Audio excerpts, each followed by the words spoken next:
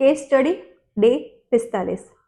Case કંઈક એવો છે, આ પણ વિલના રિલેટેડ જ કેસ છે, જે મેં ગયો મારો કેસ હતો, મેં જે તમને કેસ સ્ટડીમાં જણાવેલો હતો, એ પણ વિલના રિલેટેડ હતો, પણ એમાં એવું હતું કે વિલ નવી શરતની જમીનમાં વિલ થયેલું હતું, અને આ ટ્રાન્ઝેક્શન કંઈક એ રીતનું હતું કે વિલ થયેલું હતું એ કોને? બિન ખેડૂતને।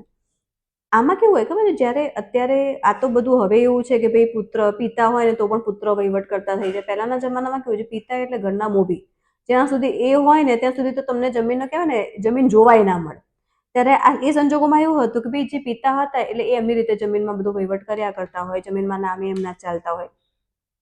પછી એમના સંતાનોને, હા, એમને ખબર હોય છે કે મારા મર્યા પછી એ જે બધી જમીનો છે મારા દીકરાને જ જવાની છે, પણ એ સંજોગોમાં એ કરે શું? જે નવી શરતની જમીન, આમાં કેવું હતું કે વિલ થાય છે, પણ કેવું વિલ?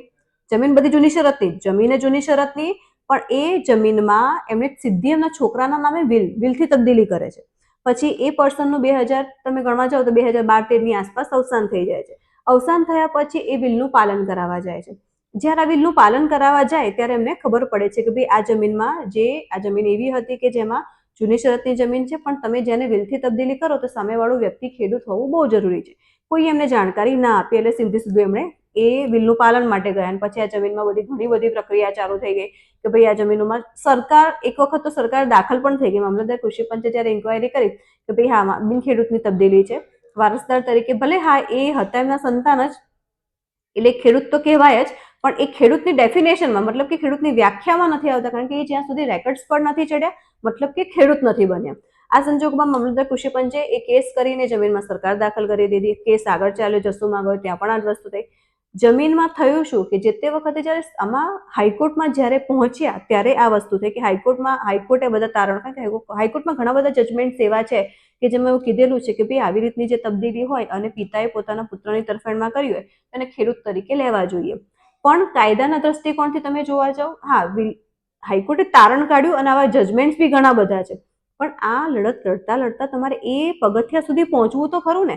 એ તો એ વ્યક્તિને જ ખબર હોય કે જે મામલતદાર કૃષિ પંચમાં હાર્યા હોય, સરકાર એન્ટર થઈ હોય, જમીન ઉપર જ્યારે પોતાનું નામ રેકર્ડ્સ પરથી સાવ નીકળી જ ગયું હોય, એ જોવું, પછી લડતા લડતા જશું નાયબ કલેક્ટરમાં જવું, એ બધું લડતા લડતા લડતા તમે છેક હાઈકોર્ટ સુધી પહોંચો, અને હાઈકોર્ટમાં તમે 4-5 વર્ષ બગાડો, પછી તમારા ફેવરમાં ડિસિઝન આવે। આ લડાઈ ખૂબ મોટી હોય છે।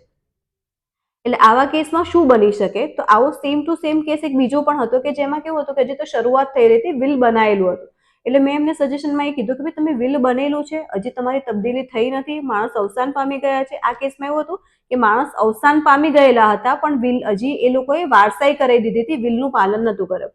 ત્યારે મારું સજેશન એમને એ જ રહ્યું કે વિલનું પાલન કરાવશો પણ નહીં, વિલનું પાલન કરાવશો તો તમે ખેડૂત નથી તો તમારા જગ્યામાં સરકાર એન્ટર થશે। તો મતલબ કે આના કરતાં તમે એક જ વસ્તુ કે ભાઈ વારસાઈ કરે ને, જેના હિસ્સામાં જેટલી જમીન આવે છે એટલી લઈ લો, અને જેમાં જો સપોઝ હક, એટલે એમાં સંજોગ એવા ઉભા થતા હતા કે હંમેશા જમીનોમાં જ્યારે વેલ્યુએશન વધે એટલે દીકરીઓ હતી, દીકરીઓ કે ભાઈ અમારો આ જમીનમાં ભાગ લાગે છે તો હવે અમે લોકો હક જતો ના કરીએ। ઘણા વખત એવું હોય છે કે ભાઈ પુત્રીઓનો કાયદેસર રીતે ભાગ લાગે કે ભાઈ આ મિલકત છે એમાં એ ઇક્વલ હિસ્સેદાર ગણાય છે, પણ સંજોગો કેવું હોય છે કે જ્યારે માતા પિતાના ત્યાંથી બધા ભાઈ કહેવાય ને વ્યવહારો પતી ગયા હોય, લગ્નના ને બધા, એટલે દીકરીઓ કે ને પોતાની ઈચ્છાથી ભાગ નથી લેતી હોતી, પોતાના ભાઈઓના તરફેણમાં જતો કરી દેતી હોય છે।